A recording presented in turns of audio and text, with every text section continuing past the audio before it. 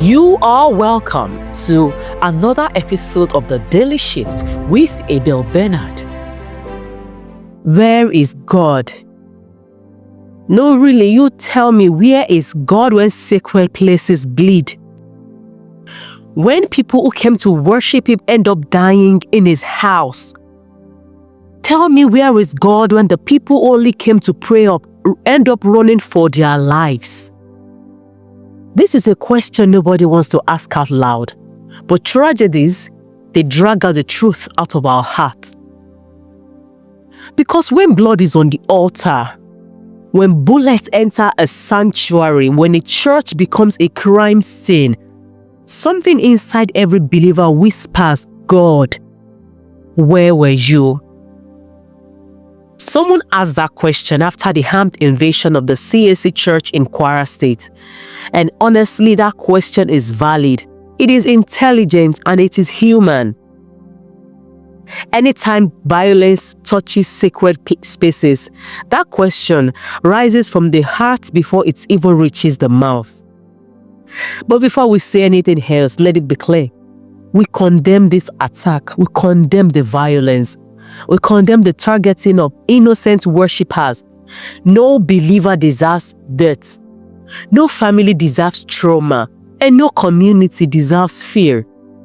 And it will be insensitive, even irresponsible, to use a tragedy like this as a preaching moment to suggest that Christians deserve, in quotes, persecutions. They do not. Violence is evil. Full stop. Yet moments like this force us to confront something deeper, not to blame the victims, but to examine the curriculum that has shaped different parts of the church. Because here is the truth we don't like to admit. Different parts of the church in Nigeria grew under different curriculums of faith. Some of us were taught a Christianity that quietly equates God's presence with personal safety, comfort, and predictable outcomes. A curriculum of self-preservation. But there are believers in this same nation right now in Borno, Southern Kaduna, Zamfara, Plateau, and across dangerous terrains in Africa who serve God under a completely different reality, under the sun, under the rain, under constant threat. Evangelism for them is not outreach. It is literally stepping outside the map. Their midweek service could cost them their lives. They carry conviction like oxygen. And they're not having another God. We are simply not running the same curriculum. That is why one believer sees persecution and asks, where is God?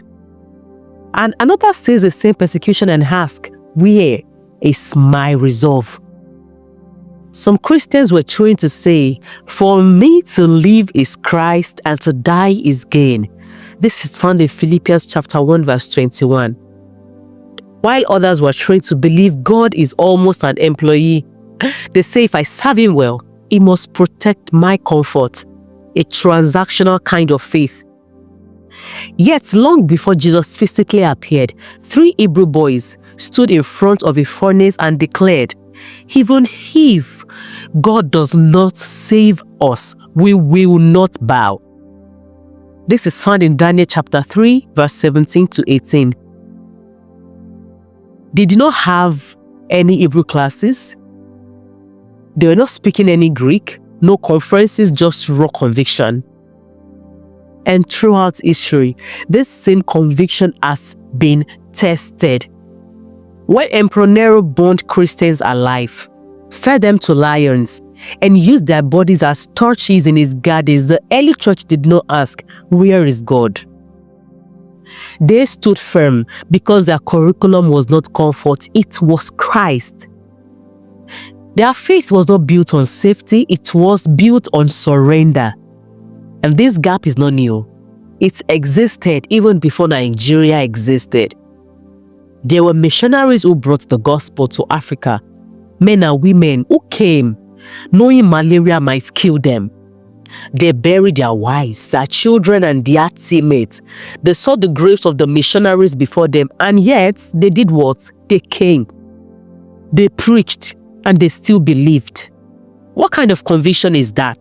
from the same Bible we all read? Are we serving the same God? Is it the same Holy Spirit? Yes. Yes and yes, but their curriculum was conviction and not comfort. And that is the same reason why what happened in Kwara feels like a shocking contradiction in the South, but a very familiar reality in the North. Jesus never deceived us. You should know that. He did not tell us that persecution will not come. He did not tell us believers will never be attacked. He did not say we'll stop every evil act before it starts. Here is what he actually said. In John chapter 16 verse 33, he said, in this world, you will have tribulation.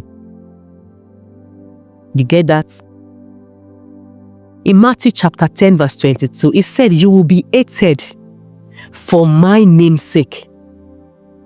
John chapter 15 verse 20 says, if they persecuted me, they will persecute you. And in Matthew chapter 10 verse 23, it said, when they persecute you in one city, flee to another. And this is important. Jesus himself instructed us to flee. Not to stand and stare at danger, not to prove a point, not to embrace death unnecessarily. Wisdom is profitable to direct. If Jesus, the author and finisher of our faith, told us to flee to another city, why do you insist on staying to die? The early church obeyed this. The apostles did this repeatedly. Running from danger, it is not unbelief. It is obedience. Even in scriptures, Stephen was stoned. James was killed with a sword. Believers were scattered, not because God abandoned them, but because persecution has never been the absence of God. Sometimes it is the megaphone of his presence in hostile territories. And yet, after everything, those believers still gathered in that same church the following Sunday in Kwara, in that CAC church. They showed up, they worshipped, they stood. That is conviction. So when we ask, where is God in all this? Here is the compassionate, honest, scriptural answer. God is with his people in the fire, in the fear, in the chaos, in the questions. But he never promised to cancel persecution. He promised to carry us through it. Maybe the real question of this moment is not God's location, but the curriculum that shaped our faith. Are we being trained for comfort or for conviction? For transaction or for transformation? For self-preservation or Christ's exaltation? Because Christianity was never designed to be a safety guarantee. It was designed to produce people who can say, even in danger, my life is Christ.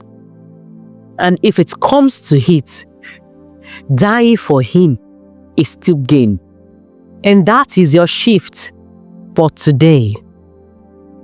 Thanks for shifting with me today on the Daily Shift. If this sparked something in you, don't keep it to yourself. Share it and make sure to join me tomorrow as we keep flipping tables and reintroducing Jesus in a way that makes sense. Until then, stay shifting.